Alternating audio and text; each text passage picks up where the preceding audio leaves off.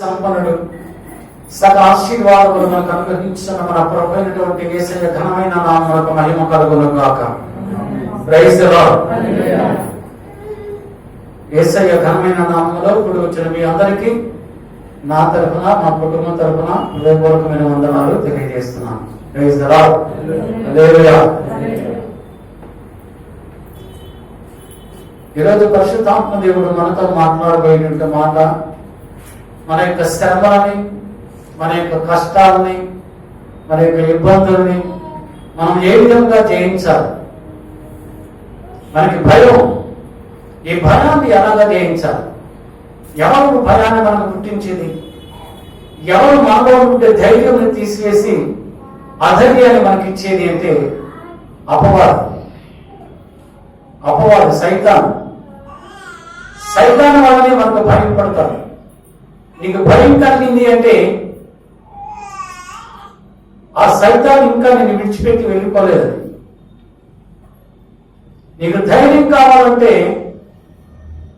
నీ యొక్క ప్రార్థన ప్రభు ఆరాధించాలి. నా ప్రార్థన నా ప్రభు ఆరాధిస్తాడు, నా ప్రభు నాకు తోడై ఉన్నాడు, నా ప్రభు నాతో వాగ్దానం చేశాడు, నా కుమారి నా కుమారుడా భయపడకము, fear not, I am with you, నేను మీతో ఉన్నాను, మీకు తోడై ఉన్నాను అనే ధైర్యం ఎప్పుడైతే మనలో ఉంటుందో అప్పుడు మనలో పిరికితనం ఉండదు, మనకు అపజయం ఉండదు, ఆ ధైర్యం మనకు ఉండాలి. భయం ఉదయాన్నే బాక్స్ కట్టి క్యారేజ్ కట్టించి బాబుని స్కూల్కి పంపిస్తే ఆ బాబు సాయంత్రం ఇంటికి వస్తాడో రాడనేటువంటి భయం. భర్త ఆఫీస్కి వెళ్తే సాయంత్రం టైంకి ఇంటికి వస్తాడో లేదో తెలియదు, భయం.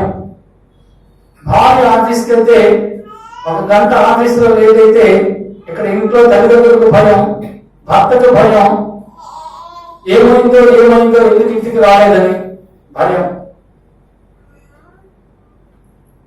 పిల్లలు సరిగ్గా చదువుకోకపోతే తల్లిదండ్రులకు భయం. ఉద్యోగం చేయవలసిన సమయంలో ఇంకా ఉద్యోగం రాకుండా ఇంట్లోనే ఉంటే వాడు ఏమైపోతాడనేటువంటి భయం. పెళ్లి కావలసిన కుమార్తె సరైనటువంటి వయసులో వివాహం కాకపోతే ఏమైపోతుంది అనేటువంటి భయం. మందిరానికి వెళ్ళవలసినటువంటి భర్త మందిరానికి రాకుండా మన ఎక్కడికో వెళ్ళిపోతే ఆ భార్యకి భయం. ఎందుకు ఈ భయం? దేవుని బిడ్డలకి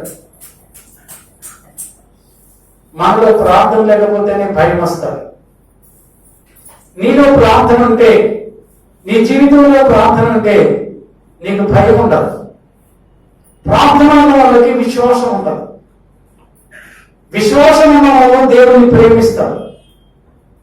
ఈ మూడు ఏ కుటుంబంలో ఉంటాయో ఆ కుటుంబం ఆశీర్వదింపబడతారు. ఆ కుటుంబంలో భయం ఉండదు. ఈ పునరుద్ధాన దినమందు, ఈ సెప్టెంబర్ మొట్టమొదటి పునరుద్ధాన దినమందు ప్రభువు మీతో మాట్లాడుతున్నాడు. నా కుమారుడా, ఇక మీరు భయపడవద్దు, నేను మీతో వాగ్దానం చేస్తున్నాను. మన ప్రభు మనతో వాగ్దానం చేశారు. యెషయా గ్రంథం 41:10 మీరు భయపడద్దు, మీరు దిగులు పడద్దు, నేను మీకు తోడై ఉంటాను. మన ప్రభు మనకు తోడైనటువంటి దేవుడు. నువ్వు ఎందుకు భయపడతావు? నీ ప్రభు నీకు తోడై ఉన్నాడు. 43:5 ప్రభు అంటున్నాడు, భయపడకము, నేను నీకు తోడై ఉన్నాను. అనేక సార్లు అనేక సందర్భాల్లో ప్రభు మనతో ప్రతి దినము ప్రతి రోజు ప్రభు మాట్లాడుతూనే ఉన్నాడు. భయపడద్దని. అయినా నువ్వు భయపడుతున్నావు. ఎందుకు భయపడుతున్నావు? ఎందుకు నీ ధైర్యాన్ని కోల్పోతున్నావు? నీలో ప్రార్థన లేకపోవటం వల్ల. నువ్వు అనుకుంటున్నావు నేను రోజు ప్రార్థన చేస్తున్నాను కదా అని. కానీ నీ భక్త సర్వపాలన చేసుకున్న తర్వాత ప్రార్థన చేస్తున్నావు. నీ మొదటి ప్రాధాన్యత ప్రభువుకి ఇస్తున్నావా? నీవు వేకువజామున లేచి ప్రార్థన చేస్తున్నావా? వేకువనే లేచి ప్రార్థన చేస్తున్నావా? యెషయా గ్రంథం 3వ అధ్యాయం 1వ వచనంలో యెహోషువ అంటున్నాడు తన ప్రజలతోటి, యెహోషువ వేకువన లేచినప్పుడు అతడును ఇశ్రాయేలీయులందరూ షిత్తీము నుండి బయలుదేరి యోర్దానుకు వచ్చి దానిని దాటక మునుపు అక్కడ నిలిచిరి. యోర్దాను నది దాటాలి. నీ జీవితం అనేటువంటి యోర్దాను నదిని నువ్వు దాటాలి అంటే వేకువనే లేచి నీ వారితో కలిసి అక్కడ నిలబడాలి. యోర్దాను నది ఒడ్డున నువ్వు నిలబడాలి. వేకువనే లేచి అంటే వేకువనే ప్రార్థన చేసి నీ శ్రమల నిమిత్తమై, నీ కష్టాల నిమిత్తమై, నీ దుఃఖము నిమిత్తమై, నీ సమస్యల నిమిత్తమై, నీ కుటుంబంలో కావలసిన సమాధానం నిమిత్తమై, నీ ఉద్దేశములను నెరవేర్చుట కొరకై యోర్దాను నదిని ఆ ముందు నువ్వు వేకువనే లేచి నిలబడి ప్రార్థన చేసినప్పుడు యోర్దాను నదిని దాటి అద్దరికి వెళ్ళగలుగుతావు. లేకపోతే నువ్వు యోర్దాను నదిని దాటలేవు. అద్దరిలో ఉన్నటువంటి రాజ్యమును నువ్వు స్వతంత్రించుకొనలేవు. ఆ దేశమును, ఆ ప్రజలను నువ్వు స్వతంత్రించుకోవాలి అంటే నీ శ్రమలో నుంచి నువ్వు దాటి, నీ యొక్క ఆ భయములో నుంచి నువ్వు దాటి అద్దరికి వెళ్ళినప్పుడే ఆ అద్దరు ఉన్నటువంటి ఆశీర్వాదములు, ఆ దీవెనలు, ఆ సంతోషాన్ని నువ్వు పొందుకుంటావు. లేకపోతే నీ జీవితంలో జయము లేదు. యెహోషువ వేకువనే లేచి ఆ యోర్దాను నది దగ్గరకు వెళ్ళి నిలబడినప్పుడు దేవుడైన యెహోవా యెహోషువతో మాట్లాడుతున్నాడు.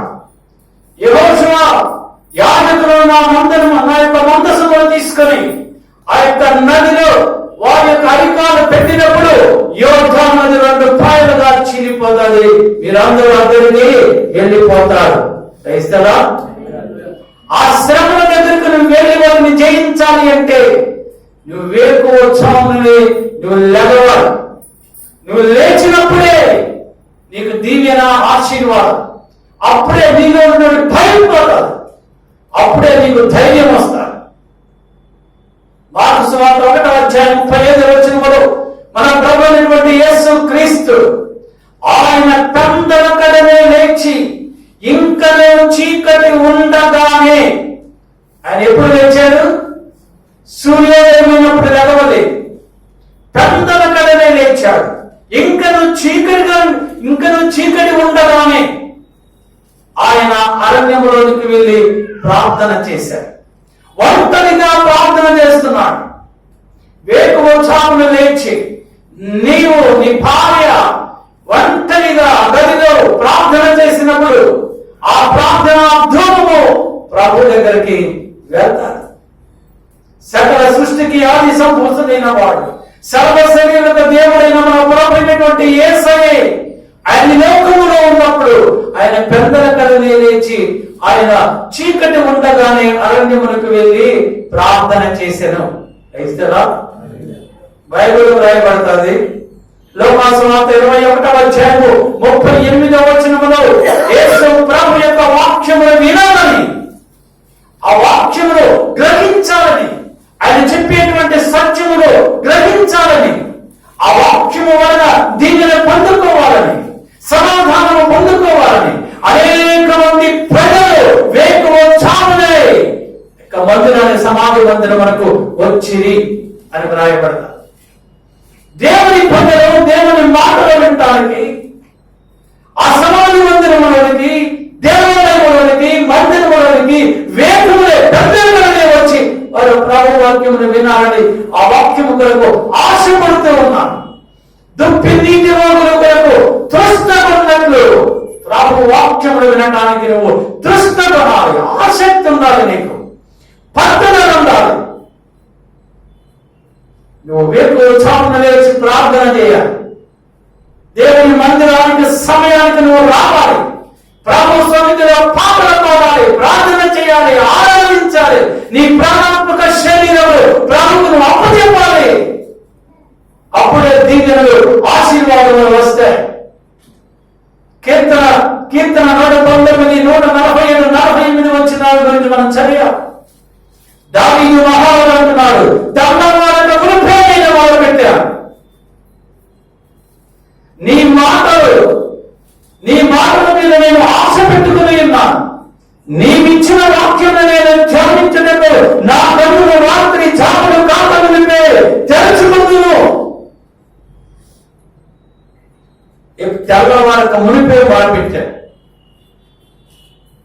శామ్యులు హృదయములో వాక్యము గురించి చెప్పాడు. హృదయములో వాక్యము కాదు, నీవు తెల్లవారుజామున లేచి ప్రభువుకు మొరపెట్టాలి. ఆ మొరపెట్టినప్పుడు దేవుని వాక్యమైనటువంటి ప్రభువు నీ హృదయంలో వస్తాడు. యేసు ప్రభువు అనుభవిస్తావు. నీ ప్రాణాత్మక శరీరంలో పరిగణించిపోతాయి. నువ్వు మొరపెట్టినప్పుడు ఆ ప్రార్థన ఆలకిస్తాడు మన ప్రభు. దానికి మహారాజు అంటున్నాడు, రేత్రి నిన్ను ధ్యానించను కలగై నా కన్నులు రాత్రి జాములు కాకమునిపే తెరుచుకుందరు. ఎప్పుడు నా ప్రభుని స్తుతించాలి, ఎప్పుడు నా ప్రభు సన్నిధిలో ప్రార్థన చేయాలి, ఎప్పుడది దానిని కలవరిస్తూ ఉన్నాడు. దానిని నిధులో కూడా ప్రార్థన చేస్తూ ఉన్నాడు. ప్రియ సంగమా, దేవుని వాక్యములు నువ్వు నిద్రపోతున్నా కూడా ధ్యానించాలి. ప్రభు సన్నిధిలో నేను మీకు వాక్యములు ప్రకటిస్తున్నాను అంటే, నేను నిద్రపోయినప్పుడల్లా దేవుని వాక్యములు ధ్యానిస్తూనే ఉంటాను. మీకు ఏ వాక్యము ఈ ఆదివారం పునరుద్ధానం ముందు చెప్పాలని ఆ వాక్యముల గురించి నేను పండుకున్నప్పుడు, నేను కూర్చున్నప్పుడు, నేను లేస్తున్నప్పుడు నా మనస్సు వాక్యములను ధ్యానిస్తూనే ఉంటుంది. ఆ వాక్యములో ఉన్నటువంటి ఆ అద్భుతమైనటువంటి ఆనందాన్ని నేను అనుభవిస్తూనే ఉంటాను. నా భార్యకు తెలియదు, నేను నిద్రపోతున్నాను అనుకుంటుంది, నేను సోఫాలో కూర్చున్నాను అనుకుంటుంది, నేను ఉయ్యాల ఊగుతున్నాను అనుకుంటుంది. కానీ నా మనస్సులో నా ప్రభువు గురించి నేను ధ్యానిస్తూనే ఉంటాను. అలా ధ్యానిస్తాను కాబట్టి నా ప్రభు వాక్యం మీతో సూటిగా ప్రకటించగలుగుతున్నాను. ఎంతో మంది యూట్యూబ్లో వాక్యం విని ఫోన్ చేస్తారు. ఒకవేళ నేను అది పంపించడం మర్చిపోతే ఇంకా పంపించలేదంటే అని అడుగుతారు. ఎందుకంటే వాక్యమును వినుచున్నప్పుడు ఆ వాక్యము మనతో మాట్లాడాలి. ఆ వాక్యము నీ మనసును దర్శించాలి, నీ హృదయాన్ని దర్శించాలి. అప్పుడే దేవుడు మన ప్రార్థన ఆరంభిస్తున్నట్టు లెక్క. ఆ వాక్యమే మనకు జీవమై మన యొక్క సమస్యల నుంచి మనకి విడుదల చేస్తారు.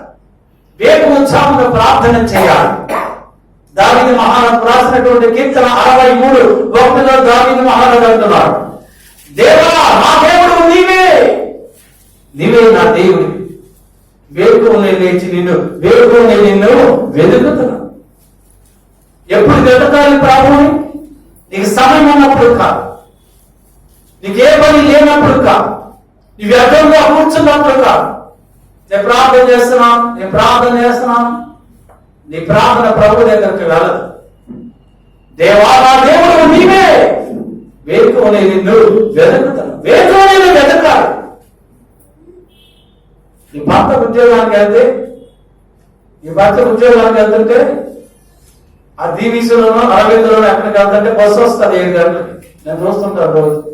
5 గంటలకు లేచి టిఫిన్ చేస్తాం, క్యారేజీ కడతాం, అన్ని ఇచ్చి పంపించేస్తాం. మరి బస్సు దగ్గరికి 7 గంటలకు వెళ్ళాలిగా, 6 గంటలు వెళ్ళి అక్కడ రోడ్డు మీద నిలబడాలిగా చేస్తాం.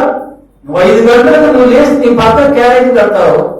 నీ బిడ్డలు స్కూల్కి వెళ్ళాలంటే విశాఖ వేరే స్కూల్ 6 గంటలకు వస్తుంటే 4 గంటలు వేసి టిఫిన్ కడతావు, క్యారేజీ కడతావు, టాటా చెబుతావు, బయట చెబుతావు, బస్సు దగ్గరికి వెళ్ళి అక్కడ దింపుతావు, బస్సు ఎక్కిస్తావు. కానీ ప్రభు సన్నిధిలో ప్రార్థన చేయడానికి నీకు సమయం ఉండదే. ప్రభు నువ్వు పంపించిన నీ కుమారుని ఆశీర్వదించాలా, నీ కుమారుని మంచి తెలియతే కావాలా, నీ భర్త మాత్రం హ్యాపీగా ఉద్యోగం చేసుకుని తిరిగి రావాలి, వాళ్ళిద్దరు క్షేమంగా రావాలి అంటే నువ్వు ప్రార్థన చేయాలి కదా. నీకు ప్రార్థన చేయగల సమయం ఉండదా? నువ్వు 5 గంటలకు లేచి నీ భర్తకి, నీ బిడ్డలకి, నీ భార్యకి నువ్వు పరిచయం చేయడానికి నువ్వు లెగిస్తే అర్ధగంట ముందు నువ్వు లే. అలా పెట్టుకోదు, నువ్వు లాభంగా లేదు. అర్ధగంట ప్రభు సన్నిధిలో ప్రార్థన చేయి. నీ కొరకు ప్రార్థన చేయి, నా కొరకు నువ్వు ప్రార్థన చేయి. నీ కొరకు చేసుకో, నీ బిడ్డల కొరకు, నీ భర్త కొరకు, నీ భార్య కొరకు, వారి క్షేమం కొరకు, సమాధానం కొరకు, దీవెన కొరకు, ఆశీర్వాదాల కొరకు, ఉద్యోగాల కొరకు, వ్యాపారాల కొరకు, పెళ్లిల కొరకు, వివాహాల కొరకు, సమాధానం కొరకు నువ్వు ప్రార్థన చేయవు. అర్థగంట రాత్రి 10 గంటల సీరియల్ అవి చూసుకునే బదులు ఒక అతను మానేసి ముందు పనులు 10 గంటలకి. ఆరోగ్యవంతుడికి 6 గంటలు చాలు నిద్ర. టాబ్లెట్స్ వేసుకుని అలా పడుకొని నువ్వు లేవు. నువ్వు 4:30 లేచి నీ ఇంటి వాళ్ళకి పని చేస్తే నువ్వు అలవాటు పెట్టుకుని 4 గంటలకు లేదు, రాత్రి 9:30 నిద్రపో, 6 గంటలు సరిపోతుంది. దేవుడు నిన్ను నీ కుటుంబాన్ని ఆశీర్వదిస్తాడు. ముందుగా నువ్వు ప్రభువు ప్రార్థనకి, నువ్వు ప్రభువు ప్రార్థన చేసిన తర్వాత ఎన్ని పనులైనా చేసుకో, నువ్వు ఎంత పనైనా చేసుకో, ఎన్ని పనులైనా చేసుకో. అప్పుడు నువ్వు నీ కుటుంబం ఆశీర్వదింపడగలదు. ఆశీర్వదింపడకపోతే నాకు ఫోన్ చేయి, లేదా నాతో చెప్పు, నేను అడుగుతాను ప్రభు నీ పక్షంగా దైవజనుడుగా నేను అడుగుతాను ప్రభు ఆ సహోదరి ఆ బ్రదరు వేరుచాము లేచి నీ సన్నిధిలో అన్నిటితో ప్రార్థన చేస్తున్నాడు ప్రభా, విరిగి నలిగిన హృదయం నీకు ఇష్టమనేది కదా. వేరుచాములు ప్రార్థన చేస్తున్నాడు, కన్నీటితో గుండెలు బాగుకుంటాడు, ప్రార్థన చేస్తున్నాడు ప్రభా, ప్రార్థన ఆలకించమని నీ పక్షంగా నేను విజ్ఞాపన చేస్తాను. ప్రార్థన ఎప్పుడు చేస్తున్నాం? దావీదు మహారాజు 57వ కీర్తన 8వ వచనం, 108వ కీర్తన 2వ వచనంలో అంటున్నాడు, నా ప్రాణమా మేలుకో, నా ప్రాణమా మేలుకో. ఇంకా నిద్రపోతున్నాడు. ఎందుకు ఇంకా నీకు సోమరితనం? ఎందుకు ఇంకా నీకు బద్ధకం? ప్రాణమా మేలుకో, స్వర్ణమా సితారా మేలుకోండి మీరు కూడా. నేను వేకువనే లేచేదను, నా ప్రాణమా నేను వేకువనే లేస్తా. సితారా స్వర్ణమా నేను మేలుకోండి. ప్రభువుని స్తుతిద్దాం, గానపతి గానముతో ప్రభువును ఆరాధిద్దాం. దావీదు మహారాజు ఆ సితారా తీసుకుని తన ప్రాణంతో ఉంటున్నాడు, ప్రాణమా లే మేలుకో. సితారాతో ప్రార్థన చేస్తున్నాడు. కనుక నేను ప్రభు అంటున్నాడు దావీదుని గురించి, దావీదు నా హృదయానుసారంగా నడిచే దేవునికి ఇష్టమైనటువంటి బిడ్డలుగా మనం ఉండాలి. దేవుడు నిన్ను నన్ను చూసి సంతోషించాలి. భరా నా కుమారుడా అని నీ గురించి ఆయన దగ్గర ఒక జీవ గ్రంథం, ఒక గ్రంథం ఉంటుంది. ఆ గ్రంథపు చుట్టలో నీ పేరు ఉండాలి. ఆ గ్రంథపు చుట్టలో నీ పేరు లేకపోతే నీవు ఆయన రాజ్యంలోనికి వెళ్ళలే, ఆయన సన్నిధానంకు నువ్వు వెళ్ళలే. నీ పేరు ఉండాలి. చాలా మంది అనుకుంటారు తీర్పు ఇటు పక్క, ఒక పక్కన మేకలు ఉంటాయి, ఇటు పక్క గొర్రెలు ఉంటాయి, ప్రభు ఇక్కడ కూర్చొని ఉంటాడు. ఈ మేకలన్నీ కూడా అగ్నిగుండంలో పడిపోతాయి, వీళ్ళందరూ పరలోకానికి వెళ్ళిపోతారు అనుకోకండి. మేకలకి ప్రభువును చూసే అదృష్టం లేదు. ఇక్కడ మేకలు ఉంటాయంటే ఎదురుగా ప్రభు ఉంటే ప్రభువును చూస్తాయి, అంత అదృష్టం వాటికి లేదు. అక్కడ దాకా వెళ్ళరు. ప్రభు సన్నిధిలో ఎదురుగా కూర్చోబెట్టి ప్రభు తీర్పు తీర్చి నువ్వు పాపం చేసావు, ఇదిగో నువ్వు పాపం చేసావు, ఇది తీసుకుని ఎదుర్కొన్నావు వేరే అంటే అది సైతాన్. ప్రభు సన్నిధిలో ఎలా ఉండదు. నువ్వు ఎలా ప్రభు సన్నిధికి నిన్ను మరలా ప్రభు అగ్నిగుండంలో వెళ్ళిపోని చెప్పడు. నీ ఆత్మ నువ్వు మరణించిన నిద్రించిన వెంటనే నీ ఆత్మ డైరెక్ట్ గా అగ్నిగుండంలోకి వెళ్ళిపోతాడు. మళ్ళా ప్రభు దగ్గరికి వెళ్ళడం, ప్రభుని చూడటం, అక్కడి నుంచి ప్రభు వెళ్ళిపోమంటాం, ఇదంతా ఏముండదు అక్కడ. ఇదంతా ఏముండదు. మళ్ళా ప్రభుని చూడాలనే ఆసక్తి అక్కడికి వెళ్ళి ప్రభుని అడుగుదాం, ప్రభు నేను రక్షణ పొందుకున్నాను కదా, నేను వెంబడించాను కదా, ఇంకా చెప్తే వినేది ఎవరు లేదు. అక్కడ వినడానికి ఏముండదు. ఇక ఆ ప్రవేశమే ఉండదు. డైరెక్ట్ గా అగ్నిగుండంలోకి వెళ్ళిపోవడమే. నీ బొద్దులో ప్రాణం ఉన్నప్పుడే, నీ శరీరంలో ప్రాణం ఉన్నప్పుడే నువ్వు ప్రభువుతో భయభక్తులు కలిగి ఆయన సన్నిధిలో వేకువనే లేచి నువ్వు ప్రార్థన చేయాలి. ఇస్తారా? మరి ఎటువంటి ప్రార్థన మనం చేస్తున్నాం? వేకువనే లేచి ప్రార్థన చేస్తున్నాము. ఒకవేళ నీకు అటువంటి ప్రార్థన అనుభవం లేకపోతే ఈ పునరుద్ధారణ ముందు ప్రభు నీతో మాట్లాడుతున్నాడు. లేచి వేకువచామున లేచి ప్రార్థన చేయి. వేకువచామున లేచి ప్రార్థన చేస్తే నీ జీవితంలో గొప్ప మెరుగు కలుగుతాయి, గొప్ప సమాధానం వస్తుంది. ఇంకా ఇంట్లో ఎప్పుడు పేచీలు ఉండవు. పిల్లలతోటి, భార్యతోటి, భార్యకు భర్తతోటి, భర్తకు భార్యతోటి ఎటువంటి పేచీలు ఉండవు. నువ్వు ప్రార్థన చేసిన వెంటనే నీ హృదయంలో దేవుని యొక్క ఆత్మ చేత నువ్వు నింపబడి పరిశుద్ధత కలిగిన వారై సమాధానం నిండుగా ఉంటాడు నీ హృదయంలో. ఆ రోజంతా ప్రభు నీకు సమాధానం కలుగు చేస్తాడు. భార్యాభర్తలకు సమాధానం కావాలంటే వేకువజామున ప్రార్థన ఉండాలి. భార్యాభర్తల ఏక మనసు కావాలంటే వేకువజామున ప్రార్థన ఉండాలి. ప్రభువుతో అంటుకట్టబడి జీవించాలి అంటే వేకువజామున ప్రార్థన ఉండాలి. దైవజనులతో ఏక మనసును కలిగి ఉండాలి అంటే వేకువజామున ప్రార్థన నీకు ఉండాలి. ఆ ప్రార్థన లేకపోతే నీలో పరిపూర్ణమైనటువంటి సమాధానం ఉండదు. ఎక్కడో గిల్టీ ఫీలింగ్ ఉంటారు. దైవజనులతో మాట్లాడాలంటే గిల్టీ ఫీలింగ్. హృదయం విప్పి నువ్వు మాట్లాడలేవు. దేవుడితో మాట్లాడాలంటే గిల్టీ ఫీలింగ్. దేవుడితో ముఖాముఖిగా నువ్వు మాట్లాడలేవు. ఎప్పుడు మాట్లాడతావంటే నువ్వు వేకువజామున ప్రార్థన చేసినప్పుడు, ఆ ప్రార్థనలో అభిషేకం చేత నీ హృదయం నింపబడినప్పుడు, అప్పుడు నువ్వు దేవునితో అంటకట్టబడి ఉంటావు. దేవునితో నువ్వు మాట్లాడతావు. దేవుడు నీ ప్రార్థన ఆలకిస్తాడు. రెండవదిగా ప్రభువుని నువ్వు నమ్మాలి. ప్రభువును నువ్వు విశ్వసించాలి. నువ్వు విశ్వసించకపోతే ప్రభువు చేసిన మేలు అనుభవించి, ప్రభువు చేసినటువంటి కార్యములన్నీ నువ్వు చూస్తూ, నీ చెవులతో వింటూ, నువ్వు అనుభవిస్తూ, ఆయన మీద పరిపూర్ణమైనటువంటి విశ్వాసం నీకు లేకపోతే నీలో భయం ఉండాలి. ఆ భయం ఉన్నప్పుడే పరిపూర్ణమైన విశ్వాసం ఉండదు. ఎప్పుడు నీకు భయం కలుగుతూ ఉంటుందంటే నువ్వు పాపం చేసినప్పుడు, నువ్వు దేవునికి ఇష్టమైన కార్యములు చేసినప్పుడు నీలో భయం వస్తా.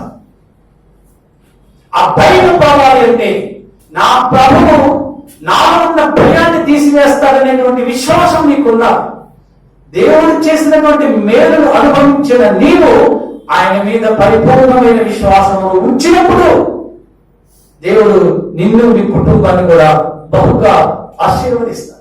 అది ఏదైనప్పటికీ, అది వ్యాపారమైనా, అది ఉద్యోగమైనా, అది ఏదైనా ప్రభువు బహుగా దానిని ఆశీర్వదిస్తాడు. దేవుని ప్రజలు ఐగుప్తులో నుండి బయలుదేరి మోషే న్యాయకత్వంలో వెళ్తూ ఉన్నారు కనాను దేశానికి.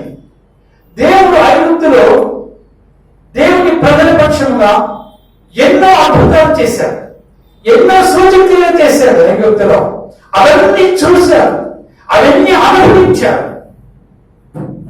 అయినప్పటికీ ఆ ఎర్ర సముద్రం దగ్గరకు వచ్చినప్పుడు ఎదురుగా ఐగుప్తీయులు ఫరో బలవంతమైనటువంటి సైన్యంతో, ఆయుధాలతో, రథాలతో, గుర్రాలతో వస్తూ ఉంటే దేవుని ప్రజలు భయపడ్డారు.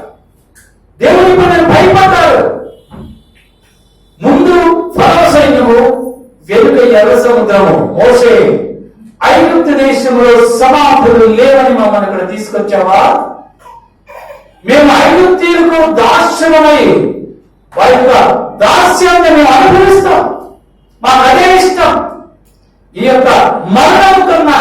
మరణం కన్నా ఐగుప్తు దేశంలో ఐగుప్తీయులతో ఆ బానిసత్వపు బ్రతుకే మాకు ఇష్టం అని మోషే నేను సొలుకున్నా. ఎంత భయంకరమైనటువంటి పరిస్థితి! ఐగుప్తులు దేవుడు చేసినటువంటి అద్భుతాలను చూశారు. చిత్తశివులుగా ఐగుప్తులో ఫరో కుమారుడు ఫరో యొక్క ప్రథమ కుమారుడు మొదలుకొని అందరూ చనిపోయారు. దేవుడు అందరినీ చంపేశాడు. పశువుల్లో మొదటిదాన్ని చంపేశాడు. మనుషులలో మొదటి సంతానాన్ని చంపివేశాడు. వీరు కళ్ళతో చూశారు, కానీ ఇశ్రాయేలీయులు ఒక్క మరణం కూడా సంభవించలేదు.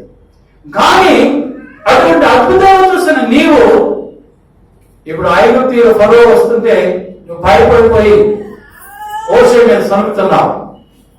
నీ విశ్వాసం ఏమైంది? నీ విశ్వాసం ఏమైంది? మోషే అంటున్నారు, అందుకే 14 అధ్యాయం 13-14 వచనాలలో దేవుని భద్రత అంటున్నాడు. ఇశ్రాయేలీయులారా మీరు ఊరుకునండి, మీరు ఊరుకునే ఉండండి, మీరు ఏమీ చేయదు. మీ దేవుడు యెహోవా చేస్తున్నటువంటి అద్భుత కార్యములు మీరు చూడండి, మీరేం చేయొద్దు. ఈ రోజు ఇప్పుడు ఏ ఫరోను చూసి, ఏ సైన్యాన్ని చూసి మీరు భయపడుతున్నారు, ఆ ప్రజలనిక మీదకి ఎన్నడూ వారిని చూడరు. ఆ ఫరో కానీ ఆ ప్రజలు కానీ మీరు ఇక చూడరు. మీరు ఊరికి నిలుచుండి చూడండి, మీరు చూడండి, తమాషా చూడండి మీరు అని మోషే చెప్పాడు. మోషే చెప్పినట్లుగానే ఆ యొక్క ఐగుప్తీయులందరూ కూడా ఎర్ర సముద్రంలో మధ్యలో మునిగి చచ్చిపోయారు. నువ్వు నమ్మాలి, ఆ యొక్క భయంకరమైనటువంటి ఆ శాపము బ్రతుకులో నుంచి నా దేవుడు నాకు తోడైంది, మా కుటుంబానికి తోడైంది, ఈ యొక్క ఆశీర్వదింపబడినటువంటి దీవెన పొందినటువంటి ఈ యొక్క దేశంలోకి నన్ను నడిపిస్తూ ఉంటే, ఈ మార్గంలో నన్ను నడిపిస్తూ ఉంటే ఇంకనూ నాకెందుకు ఈ అవిశ్వాసము, ఇంకెందుకు నా అపనమ్మకము అని నీకుండాలి. నీ దేవుని మీద నీకు విశ్వాసం ఉండాలి. అటువంటి విశ్వాసం నీకుంటే నీవు ఊహించిన దానికంటే ప్రభు నిన్ను నీ కుటుంబాన్ని ఎక్కువగా ఆశీర్వదిస్తాడు. నువ్వు ఊహించిన దానికంటే మరి శ్రేష్టమైనటువంటి ఉద్యోగం నీకు ఇస్తాడు. నువ్వు ఊహించిన దానికంటే మరి ఎక్కువైనటువంటి వివాహం, మంచి భర్తని భార్యని ప్రభు నీకు అనుగ్రహిస్తాడు. నీ ఊహించిన దానికంటే మరి ఎక్కువగా నీ వ్యాపారాన్ని ప్రభు ఆశీర్వదిస్తాడు. నీ బిడ్డలను ఊహించిన దానికంటే మరి ఎక్కువ జ్ఞానం కలిగిన వారు చక్కగా చదువుకోగలుగుతారు. నువ్వు ఊహించిన దానికంటే ఉన్నతమైనటువంటి స్థితిలో ప్రభు నిన్ను, నీ బిడ్డల్ని, నీ కుటుంబాన్ని, నీ భార్యని, నీ భర్తని ఉంచుతాడు.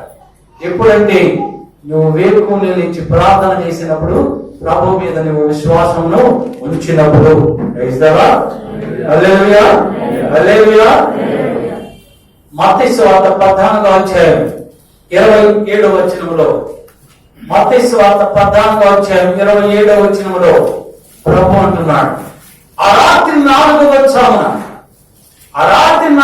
జామున మన ప్రభు అయినటువంటి యేసయ్య శిష్యులు సముద్రపు అలల మధ్యలో ఆ తుఫానులో చిక్కుకొని చావు బ్రతుకుల మధ్య అల్లాడుచుండగా, మరణముతో పోరాడుచున్నప్పుడు ఆ శిష్యుల యొక్క వేదన చూసి యేసు ప్రభువు రాత్రి 4వ జామున ఆయన సముద్రం మీద నడుచుకుంటూ వస్తున్నాడు శిష్యులను కాపాడటానికి.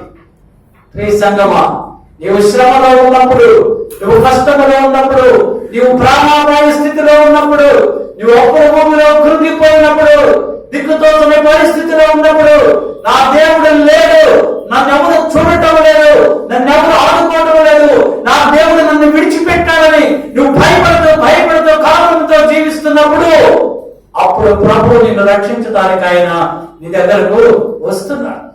ఆయన విడిచిపెట్టడు. నువ్వు అనుకుంటావు నా ప్రభు విడిచిపెట్టాడని. ఆయన విడిచిపెట్టే దేవుడు కాదు, నీ కష్టాలు చూస్తున్నాడు.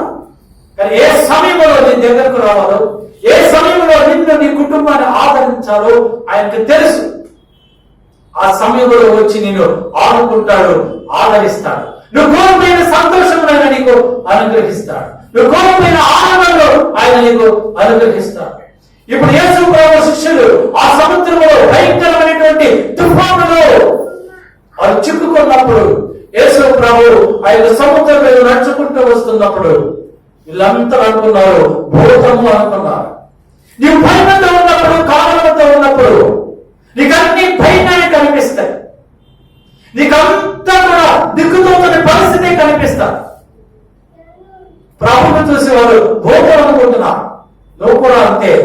శ్రమగా ఉన్నప్పుడు, కష్టాలు ఉన్నప్పుడు అన్ని బాధగానే ఉంటాయి. అందరూ వ్యతిరేకంగా ఉన్నట్టే ఉంటారు. అందరూ కూడా వ్యతిరేక్తముగా ఉన్నట్లే ఉంటారు. ప్రభు కనిపించినా ప్రభువా నువ్వా అని వాళ్ళ సందేహంగా ఉంటారు. అలానే వాళ్ళందరూ కూడా ప్రాణభయముతో ఉన్న వాళ్ళు ప్రభువును చూసిన వెంటనే భయంతో ప్రభువును చూసి భూతం అనుకున్నారు. కానీ ప్రభు అంటున్నారు, నేనే భయపడకండి. Fear not, it's I. నేనే, ఇట్స్ ఐ. భయపడకండి. ఎందుకు మీరు భయపడతారు? మిమ్మల్ని ముందుగా ఆ దగ్గరికి వెళ్ళాలని చెప్పిన నేను, మీ క్షేమం నేను చూసుకోనా? మీ యోగక్షేమం నేను గుర్తుంచుకోనా? శిష్యులు గ్రహించలేకపోయారు ప్రభుని గురించి. అందుకే ప్రభు అంటున్నాడు, భయపడకండి, నేనే. అప్పటికి కూడా పేతురు సందేహించాడు. పేతురు అంటున్నాడు, ప్రభువా నీవే అయితే, అంటే అంటే ప్రభు కదా, నువ్వు కదా, ప్రభుని పరీక్షిస్తున్నాడు పేతురు. నీవే అయితే నేను ఈ నీళ్ళ మీదుగా నడిచి నీ దగ్గరకు రాగలను. అయితే ప్రభు అన్నాడు, రా అన్నాడు. నువ్వు రా అన్నాడు. పేతురు ప్రభును చూస్తూ నడుస్తున్నాడు. ప్రభును చూసినంతసేపు కూడా, ప్రభు కళ్ళలో చూసినంతసేపు కూడా, ఆయన ముఖంలో చూస్తున్నంతసేపు కూడా పేతురు సముద్రం మీద నడిచాడు. సముద్రం అనేటువంటి శ్రమలు, సముద్రం అనేటువంటి కన్నీరు, సముద్రం అనేటువంటి అవమానములు, సముద్రం అనేటువంటి నిందలు, ఆ నిందలను జయిస్తూ జయిస్తూ జయిస్తూ జయిస్తూ వెళుతూ ఉన్నాడు. ప్రభువును చూస్తూ ఉన్నాడు. ప్రభువును చూస్తూ ఉన్నంతసేపు వీటన్నిటిని జయిస్తూ జయిస్తూ ప్రభు దగ్గరికి వెళ్తున్నాడు. అలా వెళ్ళేటప్పుడు ఒక్కసారిగా పక్కకు తిరిగాడు. గాలిని చూశాడు, లోకాన్ని చూశాడు, లోకంలో ఉన్నటువంటి మనుషులను చూశాడు. నేను ఈ సముద్రం మీద, నీటి మీద నడుస్తున్నాననేటువంటి అహంభావాన్ని చూశాడు, గర్వాన్ని చూశాడు. తనతో ఉన్న సహోదరుడు పేతురు, నువ్వు ఫలా, నువ్వు గొప్పవాడి, నీళ్ళ మీద నడుస్తున్నావు అంటే పేతురు నా అంతటి వాడు లేడు అనుకున్నాడు. నా అంతటి వాడు లేడు, మీకు ఎవరికి చేత కాదు, నేను గొప్పవాడిని అని అనుకున్నాను. ఎప్పుడైతే నేను గొప్ప అని అనుకున్నాడో వెంటనే సముద్రంలో మునిగిపోసాగాను. ప్రభువు నిన్ను ఆశీర్వదించినప్పుడు, నిన్ను దీవించినప్పుడు, నిన్ను అభివృద్ధి పరిచినప్పుడు, నీకు ఇచ్చిన అభివృద్ధిని బట్టి, ఆశీర్వాదాన్ని బట్టి, సమాధానాన్ని బట్టి ప్రభువును మహిమపరచాలి. కానీ నిన్ను నువ్వు హెచ్చించుకుంటే నాకేంటి, నాకు నెలకు 2 లక్షలు వస్తుంది, నా ఇష్టం వచ్చిన ఖర్చు పెట్టుకుంటాను, నాకేంటి, నేను అది కొనుక్కుంటాను, నేను ఇది కొనుక్కుంటాను, నేను అది చేస్తాను, ఇచ్చేస్తాను, నేను ఆ హోటల్కి వెళ్తాను, ఈ హోటల్కి వెళ్తాను, అది తింటాను అని అనుకుంటే చివరికి నీ కొనలంతా పోతాను. సమస్తం పోయి నువ్వెక్కడి నుంచి బయలుదేరావో తిరిగి మళ్ళీ అక్కడికి నేను పంపిస్తాడు దేవుడు. ఎందుకంటే ఈ ఉన్నత స్థితి, ఈ ఆధిక్యత, ఈ సంపాద్యము నేను నీకు ఇచ్చింది. అందుకే దేవుడు అంటాడు ఇశ్రాయేలుతో, మీకు సంపాదించుకున్నకు భాగ్యము, సంపాదించుకున్నకు మీకు జ్ఞానం కలుగజేసిన వాళ్ళను నేనే. ఆయనే మనకు జ్ఞానం ఇచ్చాడు. ఆ జ్ఞానం వల్లనే మనకు ఉద్యోగాలు వచ్చినాయి. ఆ జ్ఞానం వల్లనే మనం వ్యాపారాలు తీసుకుంటున్నాం. ఆ జ్ఞానం వల్లనే మన పిల్లలను చక్కగా చదివించుకోగలుగుతున్నాం. ఆయనే జ్ఞానం ఇవ్వకపోతే, ఆయనే సంపద ఇవ్వకపోతే, ఆయనే ఐశ్వర్యం ఇవ్వకపోతే, ఆయనే అభివృద్ధి చేయకపోతే మన పరిస్థితి మహాభయంకరంగా ఉంటుంది. అటువంటి పరిస్థితి, ఆ భయంకరమైనటువంటి పరిస్థితి రాకుండా ఉండాలి అంటే నువ్వు ప్రభు వైపు మాత్రమే నువ్వు చూడాలి. పేతురు ప్రభు వైపు చూసినంతసేపు సముద్రం మీద నడిచాడు. ఎప్పుడైతే తనలో అసహ్యం పెరిగిపోయిందో, మునిగిపోసాగాడు. అప్పుడు ప్రభువాన్ని కేక వేశాడు. వెంటనే ప్రభు ఆయన హస్తము చాపి పేతురుని లేపి నిలబెట్టాడు. మనమైతే ప్రభువాన్ని కేక వేయం. మనమైతే మన స్నేహితుడికి, మన బంధువులకి, బ్యాంకులకి, లోన్ల కొరకు, అప్పుల కొరకు, సహాయం కొరకు వాళ్ళ కేకలు వేస్తాం. వాళ్ళకి 50,000, 1,00,000 రూపాయలు ఎవరిస్తారో వాళ్ళ వైపు తిరుగుతాం, మనుషుల వైపు తిరుగుతాం మనం. అలా కాకుండా నువ్వు కృంగిపోతున్నప్పుడు కేకలై, ప్రభువు కేకలై. ఆ గుడ్డి భిక్షకుడు ఏమని కేకేశాడు? దావీదు కుమారుడా నన్ను కరుణించమని కేకవేశాడు. ప్రభు నిలుచోకపోతే మరణాన్ని వేశాడు. దావీదు కుమారుడా నన్ను కరుణించమని. ప్రభు స్టాండ్. నువ్వు కేక వేస్తే నీ కేక ప్రభు వింటాడు, నీ ఆహ్లాదం ప్రభు వింటాడు. అంతేగాని లోకస్తుల మీద నువ్వు ఆధారపడితే వీళ్ళకి నేను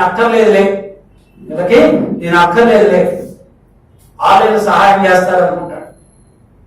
ప్రభు చేసే సహాయం శాశ్వతమైనది, అది నిరంతరం నీతో ఉంటారు. ఆ సహాయం ఆశీర్వదింపబడిన సహాయం. నువ్వు వేరే వాళ్ళు చేసే సహాయము ఆ క్షణకాలమే. ఆ తర్వాత వాళ్ళందరూ కూడా నీకు సహాయం చేసిన వాళ్ళందరూ కూడా నీ గురించి చిరవల పావనగా నానా భయంకరంగా రకరకాలుగా చెడ్డగా చెప్తారు టీవీలో అడ్వర్టైజ్మెంట్ ఇచ్చినట్టుగా ఉంటారు. అదే ప్రభువు నుంచి నీకు సహాయం వచ్చిందనుకో, ఆ సహాయం చేసిన వాడు ప్రభువు తెలుస్తుంది, పొందుకున్న వాడు నీకు తెలుస్తుంది. ఈ ప్రపంచంలో ఎవరు కూడా తెలియదు, నిన్నెవరు కూడా నిందించరు, అవమానించరు. ఆయన ఇచ్చే ఆశీర్వాదము మనకు ఆశీర్వాదం కాదు. ఆయన ఇచ్చే ఆశీర్వాదము మనకు సమాధానం ఇస్తారు. ఆయన ఇచ్చే ఆశీర్వాదము మన హృదయం మనకు తృప్తినిస్తారు, సంతృప్తినిస్తారు, క్షేమాన్ని కలుగజేస్తారు.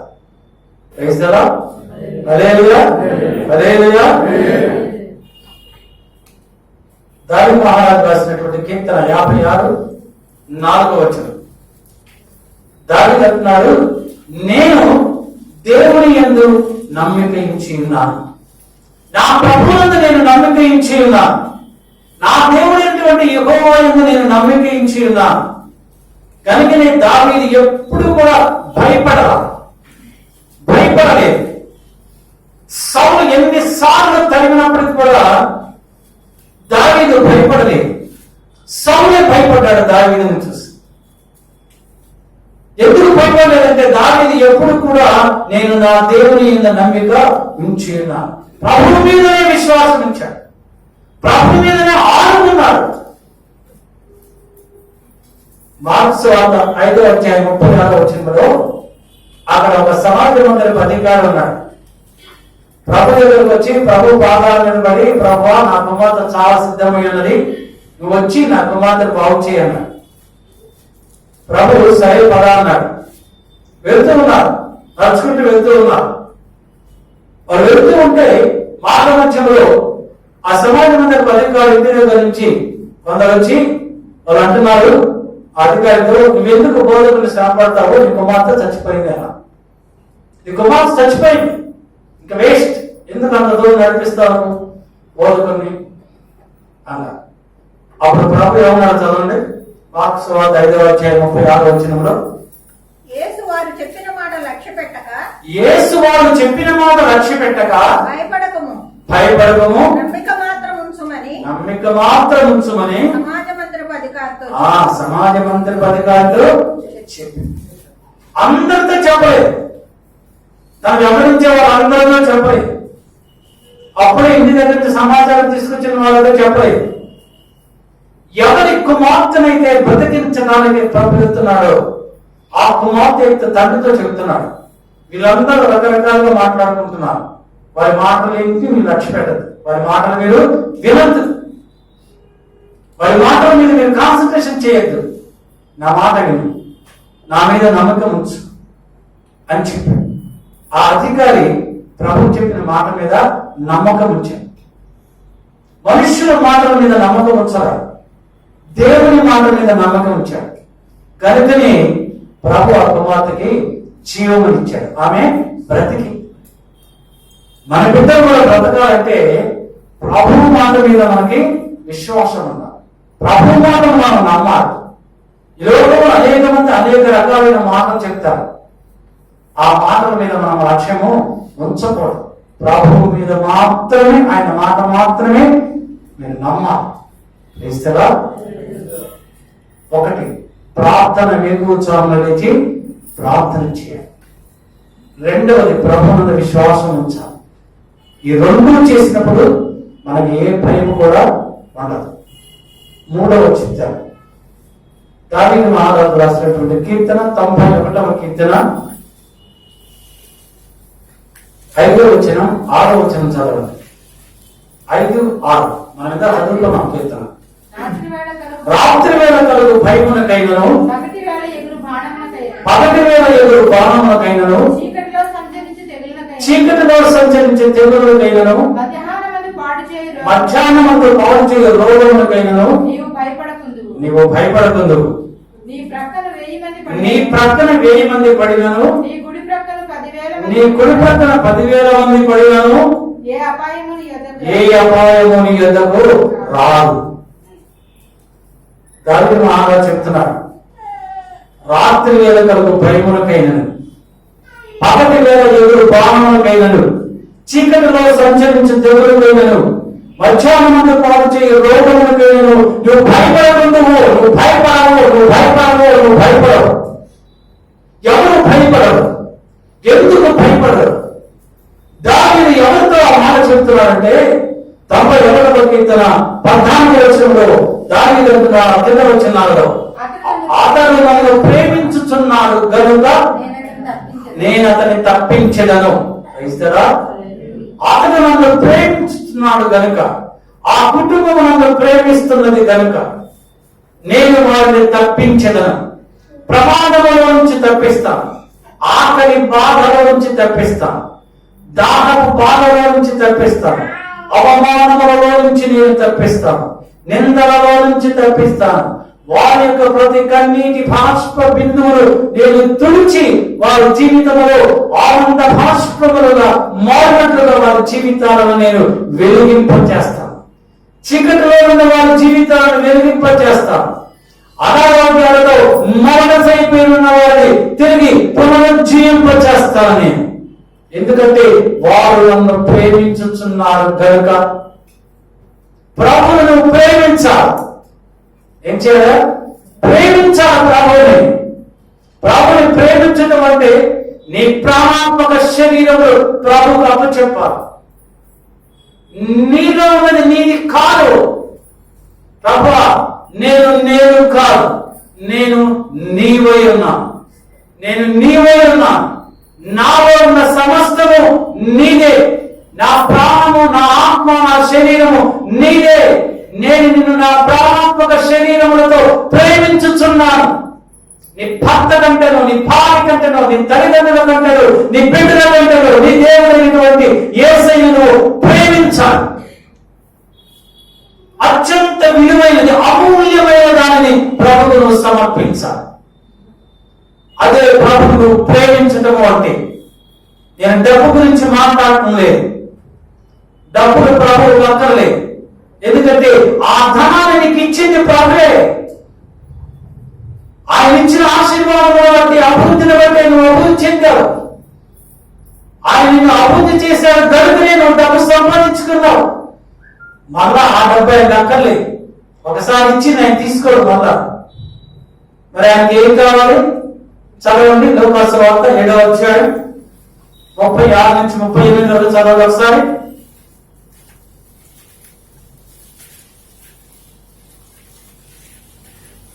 చదవండి.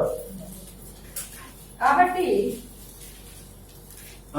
మీ తండ్రి కనికరము గలవాడే ఉన్నట్టు. లూకాసు వార్త 7వ అధ్యాయము 36 నుంచి 38. పరిసయ్యులలో ఒకడు తనతో కూడా భోజనము చేయవలనని ఆయనను అడిగను. అంటే ప్రభువుని అడిగాడు ఒక పరిసయ్యుడు, మా ఇంటికి వచ్చి భోజనం చేయండి అయ్యాలని. ఆయన ఆ పరిసయ్యుని ఇంటికి వెళ్ళి భోజన పంక్తిని కూర్చుండగా ఆ ఊరిలో ఉన్న పాపాత్మురాలైనటువంటి ఒక స్త్రీ యేసు పరిసయ్యుని ఇంట భోజనమునకు కూర్చున్నాడని తెలుసుకొని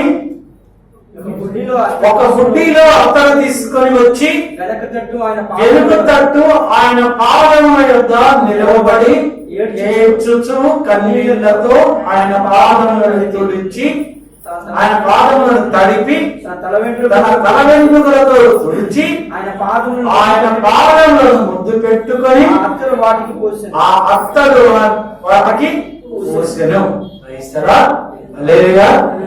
ఒక పరిసయ్యుడు యేసు ప్రభుని ఆయన ఇంటికి భోజనానికి పిలిచినప్పుడు యేసు ప్రభు ఆ ఇంటికి వెళ్ళి ఆ భోజనం బలం దగ్గర కూర్చున్నాడు.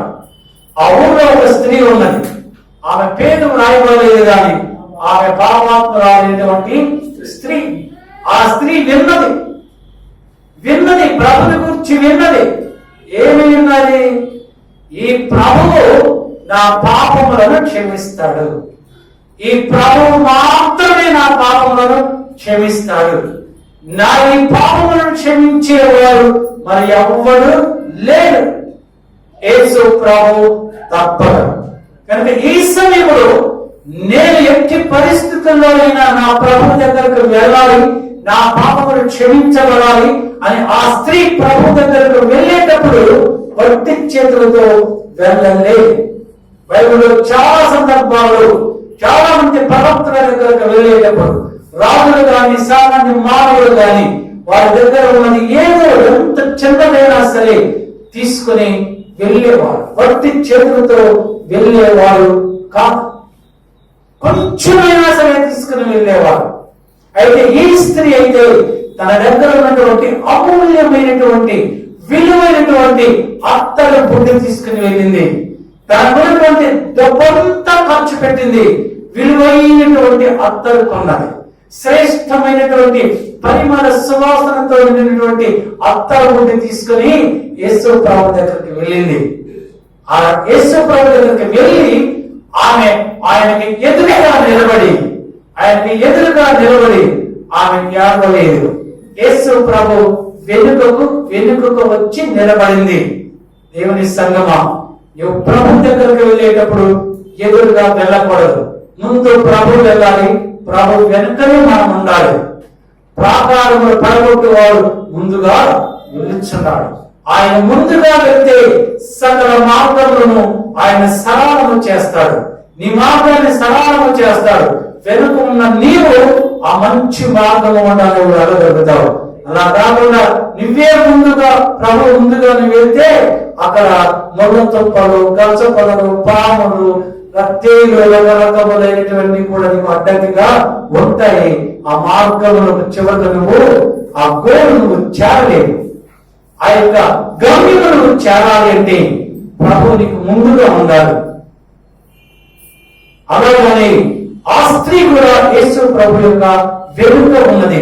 వెనుక అంటే హంబుల్నెస్, తగ్గించుకున్నది, తగ్గించుకున్నది.